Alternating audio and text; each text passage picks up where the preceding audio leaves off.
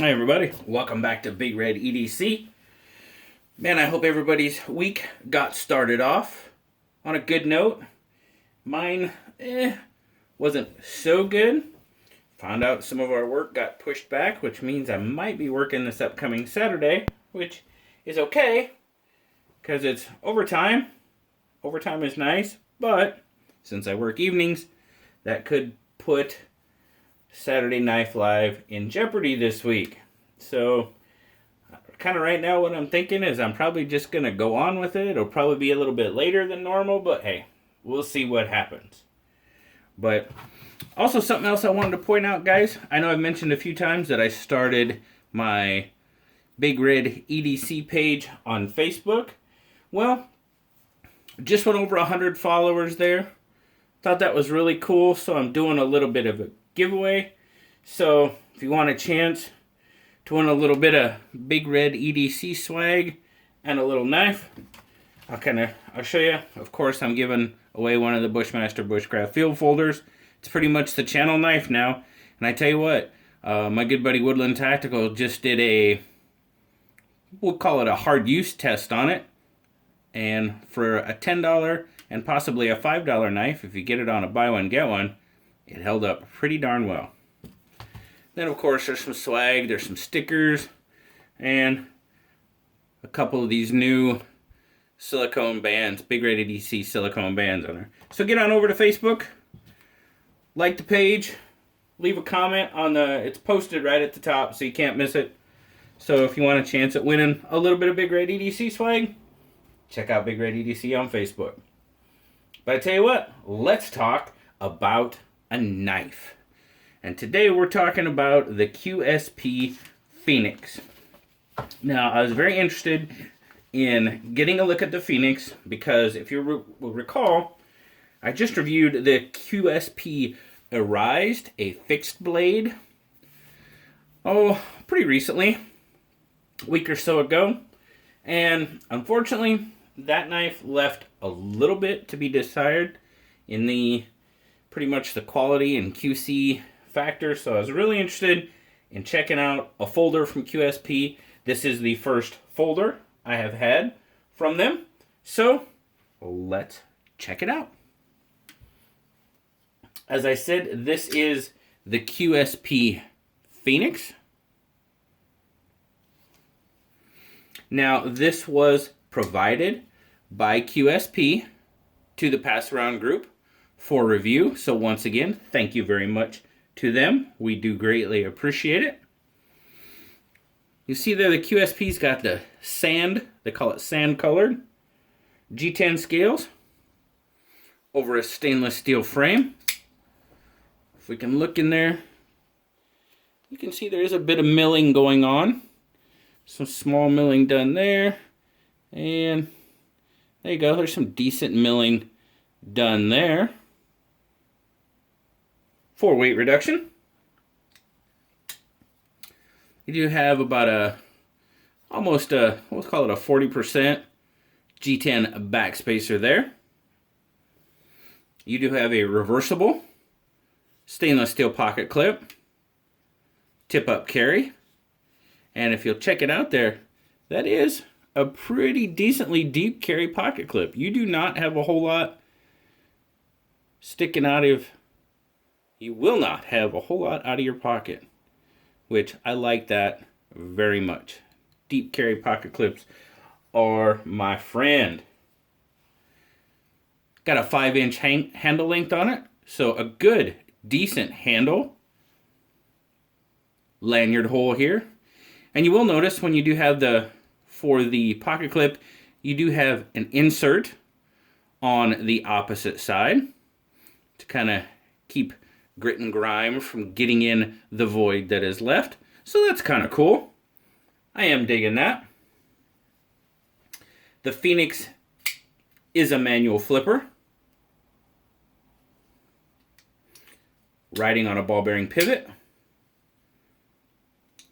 and it is a liner lock. And once you got it open, you'll see a 3 3/4 inch D2 reverse tanto blade. I do dig the reverse tanto for sure. Got a little bit of blade art for you. The QSP logo there. And small D2. So a fairly clean blade, which you know I'm liking that. You kind of got the cotton. The cotton. Is it a cotton? No, it's not cotton. It's a combo satin blade with the satin and black. 3 5/8 inch cutting edge on it. So a decent size cutting blade there. And you get an 8 3/4 inch fully open length. So it is a good size knife. QSPs are made in China. Let's take our measurements. Let's see, zoom in for you. All right, we're going to start in ounces. So a 5.1 does have a little bit of weight for its size. Can't talk tonight. 145 grams. Not too bad. Carrying this around in pocket, it did not carry heavy. So, I mean, it's a larger knife, larger size. I guess maybe that weight is dispersed to the size of the knife, but when it was hanging in my pocket, it did not feel heavy in the pocket. See, we got a thickness at the top of the spine of 0.46, and then full thickness of the knife, we're looking at about 0.60. Thickness at its widest point there in the pocket, we're looking at about 1.19, 1.20-ish, so that is really nice. As I said, did not consider this a pocket hog at all. It rode very nice in pocket, as I said, on that pretty deep carry clip. So as far as the carry aspect of this knife, I was digging it. Not too bad at all. Alright, my take on the knife, guys. The action on this QSP is very, very smooth. Really nice action. Good detent. Yeah, as far as the action is concerned, it's a good one. I'm digging it. Really solid lockup. No rock, no wiggle, no wobble. Very solid lockup. And this is kind of where I start having a little bit of an issue with the knife, is in the ergonomics. As you see there, you've got a pretty decent cutout, which will accompany the first 3 fingers, and then the pinky just kind of lays on top. There is plenty left over for a little bit larger hand. Now, when I've got a grip on this knife, the gripability in this G10 is decent. But, I mean, I know G10 isn't soft by any means. But the G10 to me feels, I don't know, a little bit harder than normal. And when I've got a grip on it, I don't know if it's because, and you do even have a slight area there for the index finger, and then the other 2, and that pinky. But I don't know if it's my pinky is because my pinky finger is higher than the other ones. But to me, this knife feels just a little odd in my hand. I mean, I can get a good grip. The gripability is there. But for me, it just feels a little odd. And that's the only thing I can attribute it to, is that pinky is higher than these 2 fingers. That's the only thing that is making sense to me. And really, that's not it doesn't make a whole lot of sense, because But yeah, it just, the gripability there, like I said, the gripability is definitely there. It's pretty good. But just the overall ergonomics from my hand isn't the best. Isn't the best at all. So, it's not horrible, but it's enough that I would say, you know, I'm not so sure I would want to handle this knife for a long period of time, honestly. So, something to think about. The jimping on the back of the blade, on the spine, done very well. Yeah, and it's almost like if I don't take a full grip on that, if I just kind of leave my pinky loose, my grip feels better, honestly. It feels a little weird, but when I try to take that full, yeah, I don't know. But as I said, the jimping is done very well on the spine of the blade. It's not overly aggressive.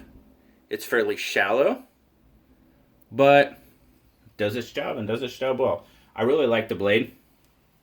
I mean, if you've watched the channel enough, you know I'm digging the reverse Tano. So, overall, this is how I've decided my overall opinion of this knife. From the pivot up, I dig it. I really dig it. The pivot's nice and smooth. The blade, the jimping, that is all a good. You got a good sharpening choil there. That is good. This, not so good, except for the pocket clip. The pocket clip being deep carry, and when it's in hand, I mean, I do feel the pocket clip too. So the pocket clip's kind of in that iffy because I can feel it. It's kind of a hot spot, but it is deep carry. So, you know, that's kind of a wash there. But overall, yeah, overall, I would probably not buy this knife because of the ergonomic factor for me, honestly. That's just kind of where I'm sitting with it. Like I said, from here up, I dig it. I'm liking it a lot.